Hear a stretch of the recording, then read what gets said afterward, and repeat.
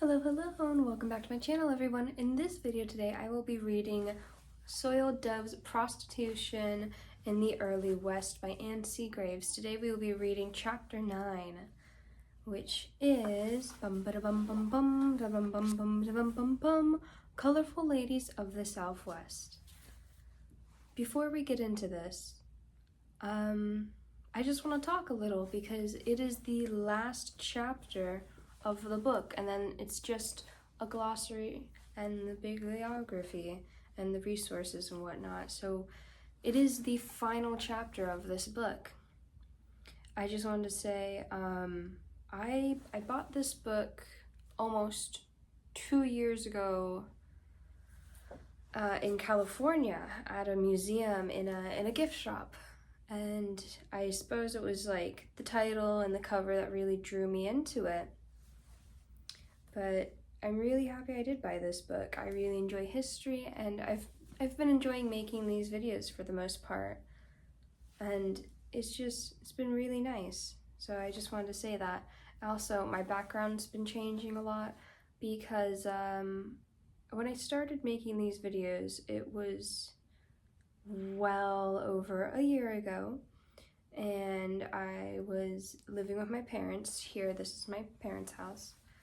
And yeah, for like a year I stopped making my reading videos, and for nearly the last 10 months I've moved to Portland, and I've been living in an apartment, which is really cool and exciting.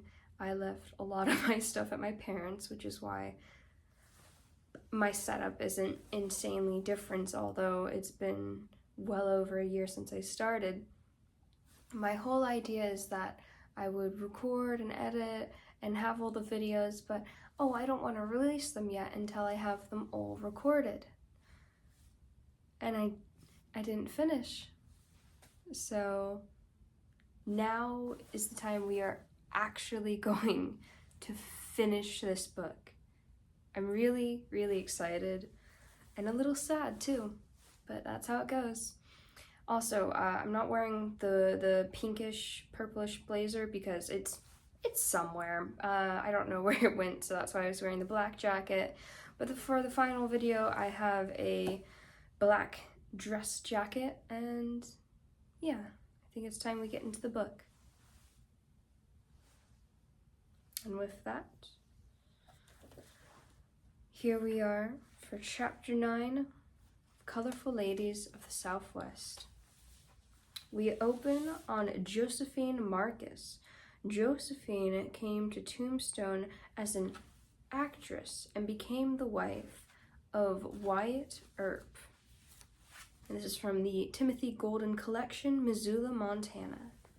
And there's the photo.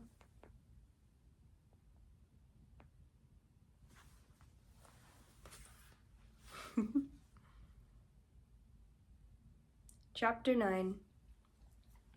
Colorful Ladies of the Southwest. The southern frontier was a blend of cow towns, ranches, and mining communities. Its men and women were a hard-bitten breed who drifted throughout the West in search of adventure and wealth. Due to the often desolate living conditions and high mortality rate, the citizens were less likely to criticize others than those who lived in the more urban areas. Most communities of the Southwest accepted the Soiled Doves as part of their society. When John Clume was elected mayor of Tombstone, Arizona in 1881, the houses of prostitution, formerly confined to a red light district, were allowed to spread into the residential community.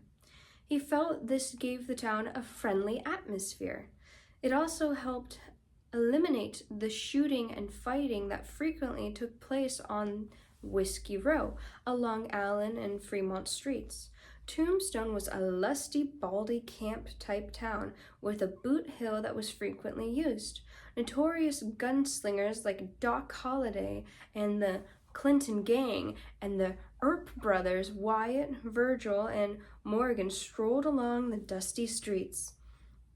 Its men were devoid of fear and fast on the draw. The women, independent and used to living with violence, were known by names like Irish Mag, Crazy Horse Lil, and Dutch Annie. Big Nose Kate. Big Nose Kate, however, was the most notorious, for she was the mistress of the elusive Doc Holliday. Kate's real name was Mary Catherine Honore. She was born November 7th, 1850, in Budapest, Hungary. The family immigrated to Davenport, Iowa, and a few years later, Kate was left an orphan. She ran away from a foster home at the age of 18 and became a Dodge City dance hall girl. Kate met Doc Holliday 11 years later, while she was working as a dance hall prostitute in Fort Griffin, Texas. Doc had cut a man's throat during a game of poker and was being held prisoner in a hotel room. A mob had gathered, and there was talk of a lynching. Kate distracted the men by setting fire to an adjacent lively stable. When the mob rushed to extinguish the flames, she ran into the hotel and threatened the sheriff with a pair of Colt 45s. When Doc was released, the couple galloped off to Dodge City.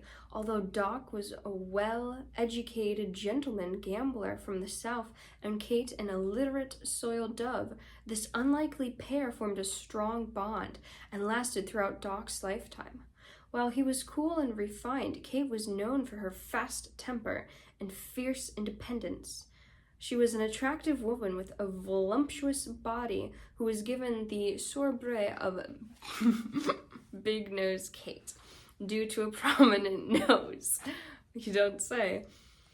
When Doc and Kate arrived in Dodge City, they decided it was time to become respectable citizens. Doc hung up his shingle as a dentist, and Kate gave up her profession. This, however, didn't last long. Both missed their former lives. Kate left Doc for the excitement of the saloons with their lusty men, and Doc returned to the gambling tables. A year later, they were back together in Colorado, where Doc became involved in a shooting incident. Although he was known for his fast draw, it must be remembered that Doc never intentionally looked for a fight. He was a level-headed professional gambler who considered the odds carefully before reaching for his gun. Following the shooting, the couple left Colorado and were seen in various places of the West. They eventually drifted into Tombstone.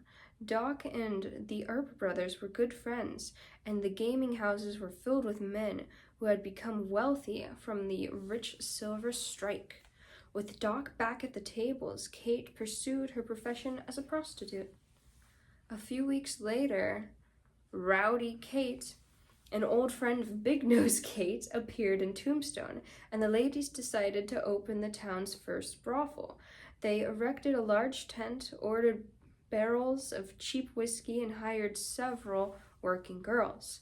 The establishment wasn't fancy, but the men flocked in from all directions. The primary rule of the house was never let a man leave while there was money in his pocket, and the girls didn't. Although the brothel was successful, the business arrangement didn't last long. The women began to fight, and Big Nose Kate started drinking so much that Rowdy Kate had to take over management. Shortly thereafter, other brothels began opening, and Rowdy Kate moved on. Big Nose Kate continued to drink, and she often became an abusive drunk. She and Doc constantly argued, and Kate, in a fit of anger, moved to Globe, Arizona. But she could never stay away from Doc long and frequently returned to Tombstone to visit him.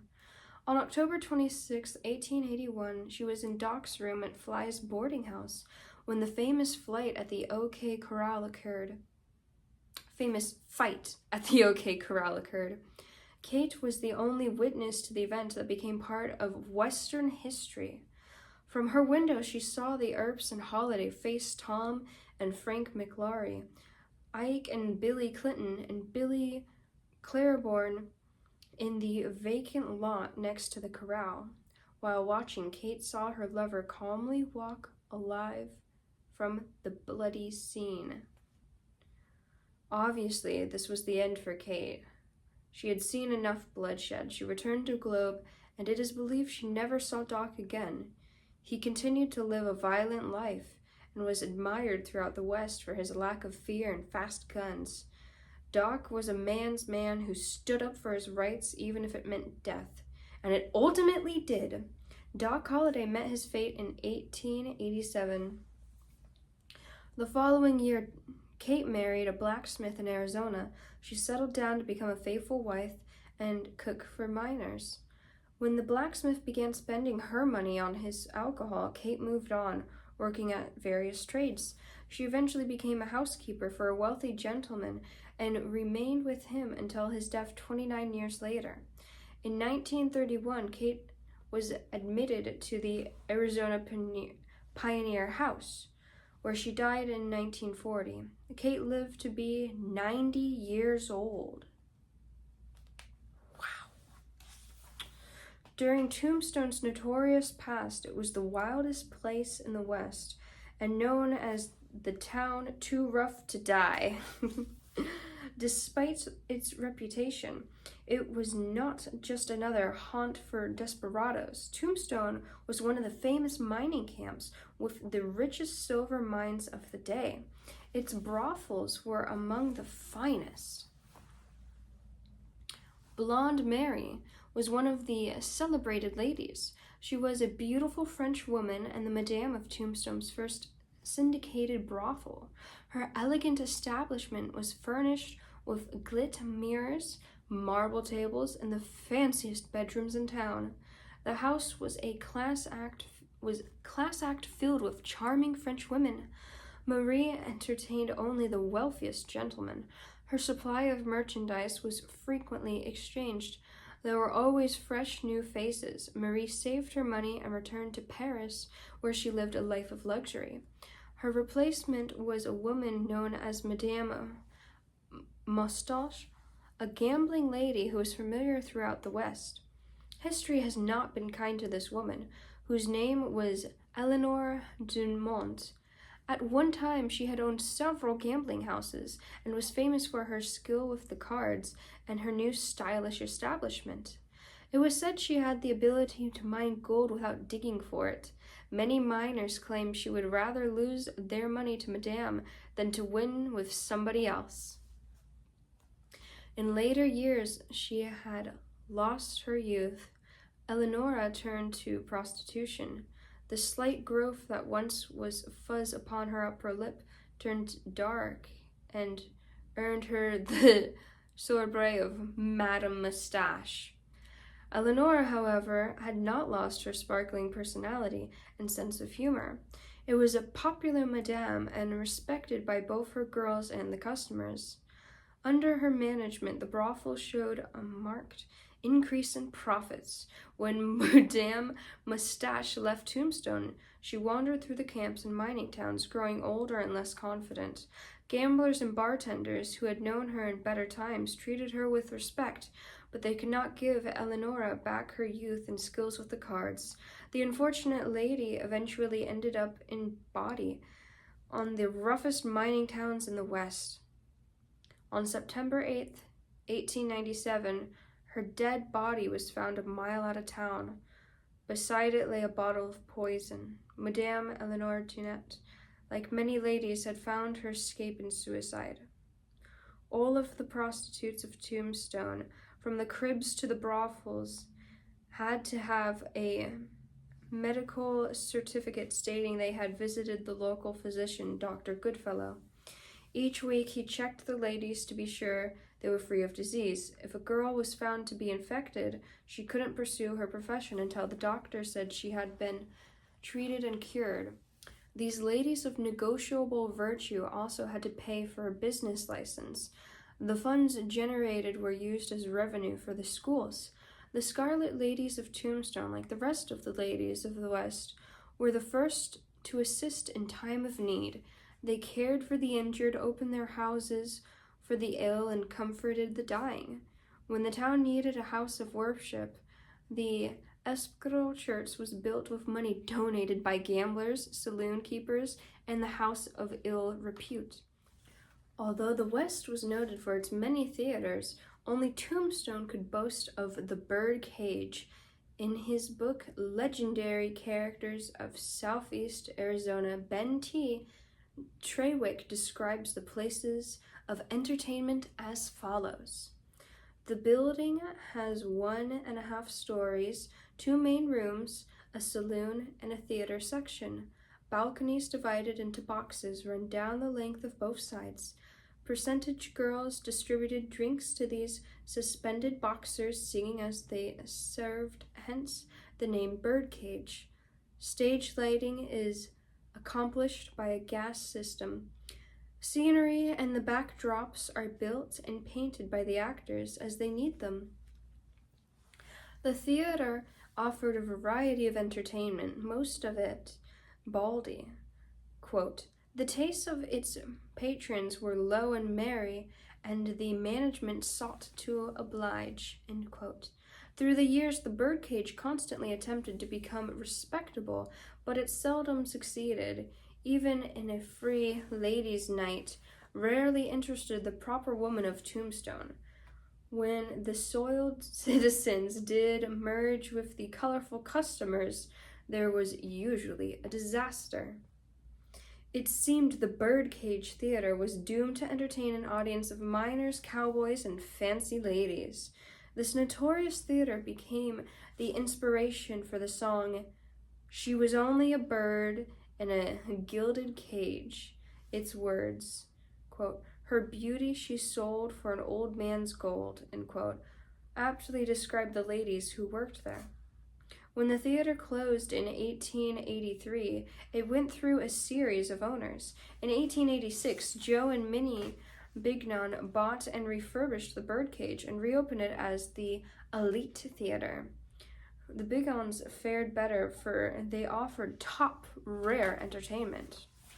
While under their ownership, Joe's wife, who was called Big Minnie, often performed. On these occasions, she was billed as Big Minnie, a 6 feet tall and 230 pounds of loveliness in pink tights. What the playbill didn't say, however, was that Minnie frequently filled in as their bouncer. As Tombstone began its decline, a few of the women exchanged their professions for respectability. Crazy Horse Lil left town and disappeared. Irish Mag loaned money to a prospector and ended up with a fortune, and Dutch Annie died of heroin due to her many good deeds. When the boom of Tombstone ended, Joe and Minnie Biggin left town, but Tombstone itself never faded. Its lives on today, as did in the past, still too rough to die. In the mid-1800s, the shortage of women in the cow towns and scattered homesteads of the Texas Panhandle were critical.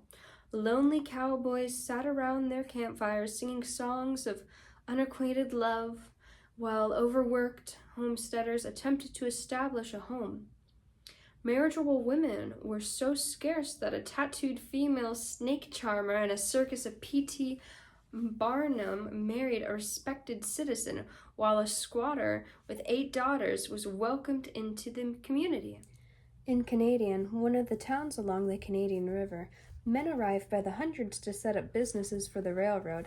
Entrepreneurs built saloons and brought in fancy ladies to entertain them. The ladies, however, seldom remained in the saloons, for the eager men swept them off their feet and carried them away for marriage license.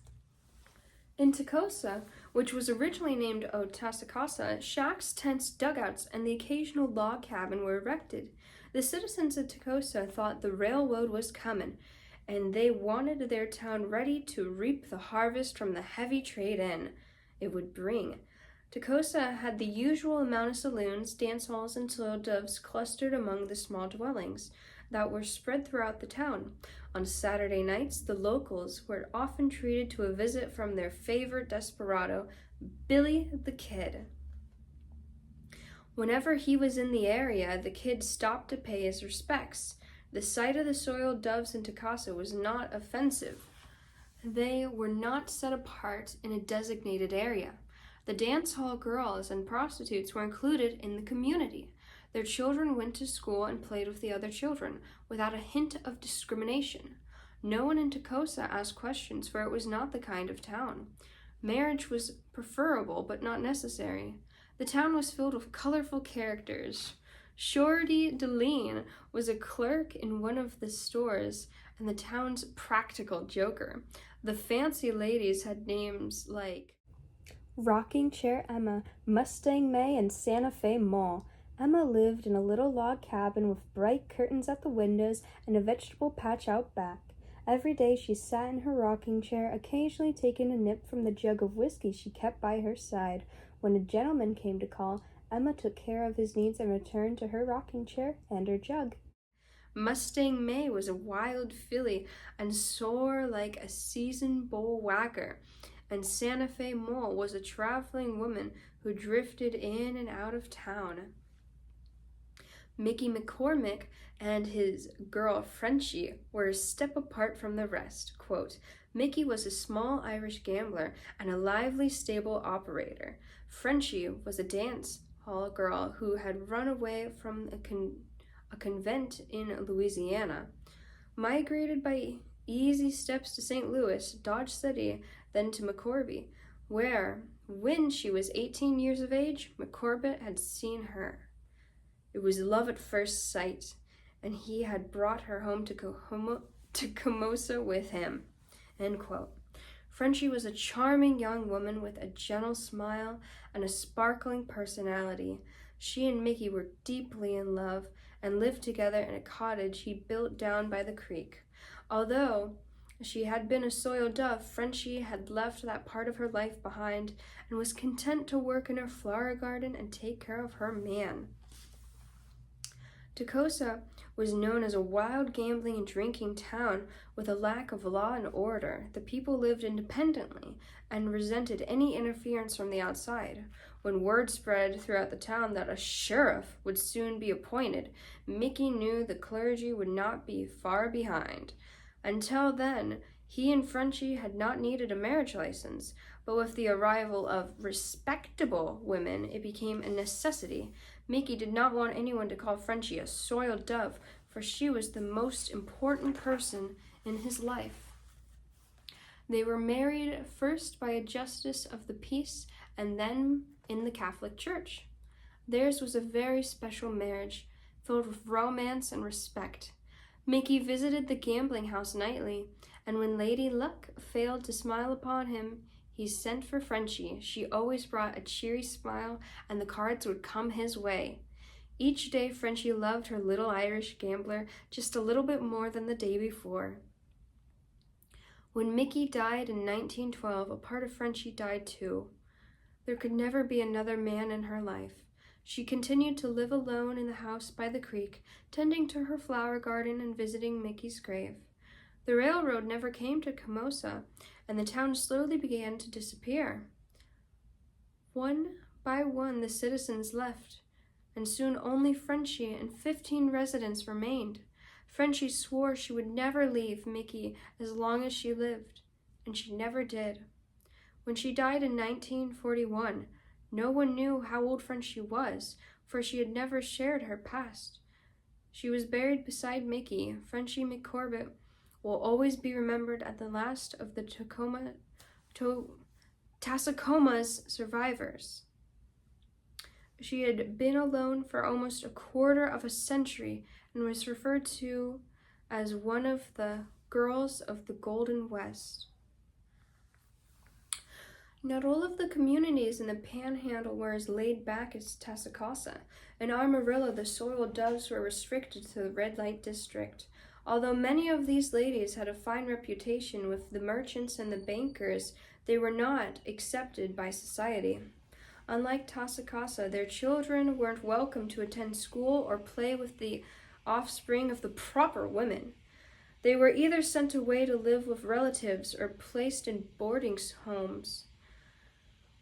One of the admired madames of the early West operated her business in Amarillo. She was a beautiful woman with dark eyes and thick raven hair who was known as Ella Hill. Her dance hall and brothel were the largest in the Panhandle and very popular. The girls employed there were a cut above the average and known for their beauty and decency. There were no alcoholics or drug users in Ella's place. No one is quite sure of Ella's past, but everyone knew she had 2 daughters she dearly loved. It was said that Ella's husband had abandoned her, leaving Ella to raise the 2 little girls alone. She had tried to take care of them by working as a laundress, then became a waitress. Neither of these jobs provided enough money to support her children, so she left them with a respected family and, like so many women before her, turned to prostitution. Ella often said her first job was a kind of madame in a high-class brothel. It was hard to work for a woman who had once been respected. However, there were 2 daughters to be raised. Ella learned the profession and was soon a sought-after prostitute. Her employer provided a fine example for Ella to follow, for she was an honest woman and always considerate of her girls. Ella worked hard and saved her money. After a few years, she left her job and opened her first business. It was a small and successful, and she slowly moved up to larger houses. She always maintaining a reputation for honesty and integrity. When Ella moved to Amarillo, she was already a highly regarded madame and established in the West. Her house was noted for its well-mannered young women and clean, comfortable rooms. She did not allow profanity or excess drinking, and no one took advantage of the customers. A man's money was as safe as in his pockets there, as it would have been in his pockets as if he was in his own home. Ella's clients were wealthy, and they trusted her. Many of them would go on a spree and stay at her house for 2 or 3 days, drinking, gambling, enjoying the company of the girls. When they left, Ella handed them a carefully prepared bill listing of all the expenses. Some of the well-to-do ranchers would just keep their money over to Ella upon arrival, knowing they would receive the correct amount when they left, and that their reputation was intact. When the town needed a church, Ella contributed a considerable amount of her money from what was considered a life of sin. Since the respectable citizens gladly accepted the madame's money, she felt her ladies should be welcome to visit the new place of worship. Her concern for the girls' souls was so great that she required her employees to accompany her to church. Every Sunday morning, the madame and her prostitutes, dressed in modest gowns, appeared among the members of the congregation in the house of the Lord. If the town felt any resentment toward Ella and her girls, they kept it to themselves. As the years passed, Ella continued to run her establishment, maintaining what she considered the finest brothel in the Southwest. When she felt it was time to retire, Ella sold her home and moved to Wichita, Kansas, where she opened a laundry. Ella's new business was unique, for she employed only former prostitutes. These women who had been forgotten by society would take the soiled linen to their homes, launder it, and bring it to the parcels back to Ella. Although it was a menial work, it made the women feel they earned their money by doing honorable service. When Ella died, her remains were shipped to Amarillo to be buried. She did not have a large funeral. Only a few of her former friends and customers came to pay their respects. Sadly, her 2 daughters were not counted among those attending. Throughout her life, Ella had constantly visited her daughters. They never knew what kind of work their mother did, and they grew into womanhood believing she was a housekeeper for a wealthy western rancher. Both girls married prominent men and went on to raise respectable families. Ella would not have wanted them to attend her last rites. It would have ruined all that she had spent her life working for. In her daughter's eyes, she was not a soiled dove. And then, with that, we move on to some pictures. A masquerade ball, a little snippets, and we're almost done with the reading. And then it's just the glossary. So, courtesy of the Arizona Historical Society, here's Rowdy Kate.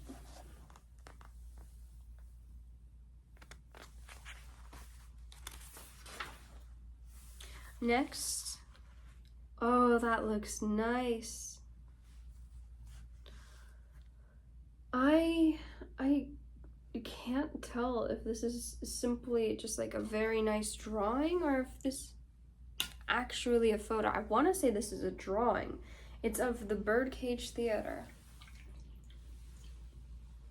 I'm wearing lipstick, so I'm trying not to smear it on the water bottle. Anyway, here is the Birdcage Theater.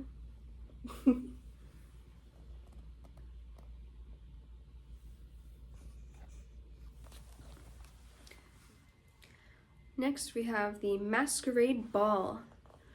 Monday night last, a ball masquerade was given at the Birdcage under the auspices of its manager, Billy Hutchinson. It was an event in town that couldn't be missed, as it gave an opportunity to deacons and other religious people to get a peep into the inner workings of the cage, which I am assured was taken advantage of by a large number, as several in the crowd were pointed out and their names given me. But for the sake of the town's morals, I will not expose them, as it would kick up a mess in society circles and add fuel to the collected stock of scandal mongers.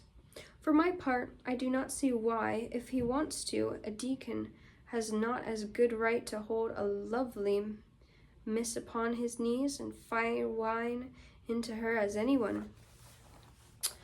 As the ball advanced and diversion grew interesting, stained old citizens who never before were seen to frequent like places became hilarious under the combination pressure of madames and so much feminine loveliness exposed to them. Like amusements were indulged in till old Soy rose in all his majestic glory, in the early morn, when the godly as ungodly took themselves away to dream of bird cages and canaries. The Arizona Star, October 22nd, 1882. We have a photo of Big Minnie. She was billed as Big Minnie, 6 feet tall, 230 pounds of loveliness in pink tights. And it's from Ben T. Trawick Collection, Tombstone, Arizona. And this right here, this is Big Minnie.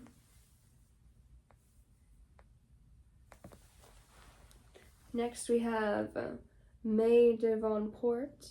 May arrived in Tombstone with a traveling carnival and remained to become a prostitute. Also from the Ben T. Trawick Collection. Here is a photo of May, right down here. And then we have Birdcage Theater. In 1882, the New York Times called the Birdcage Theater America's most notorious and baldiest honky-tonk.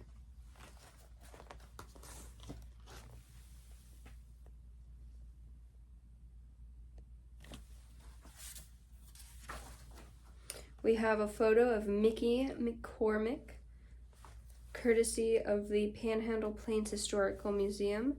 And then, of course, next to it, we have a photo of Frenchie McCormick. So we have Mickey and Frenchie.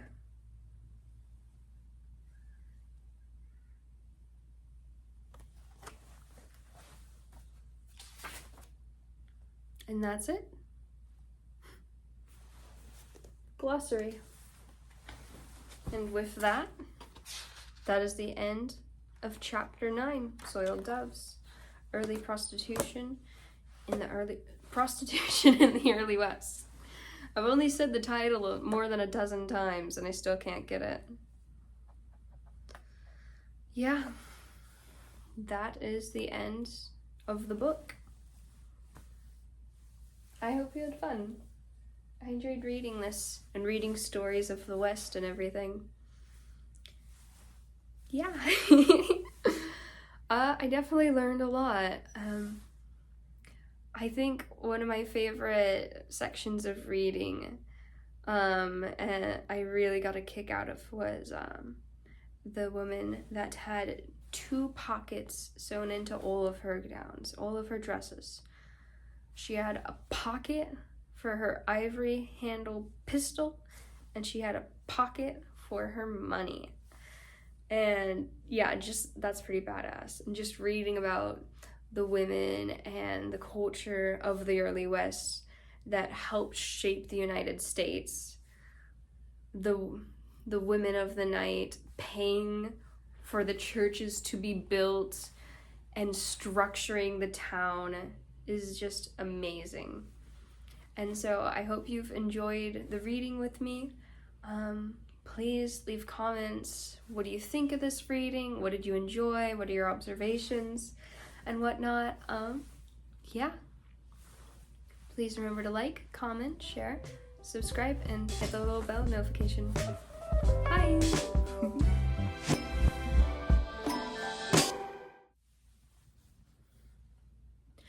Big Nose Kate, however, was the most notorious, for she was the mistress of the elusive Doc Holliday. Kate's real name was Mary Catherine Hornery. She was born November 7th, 1850 in Budapest, Hungary.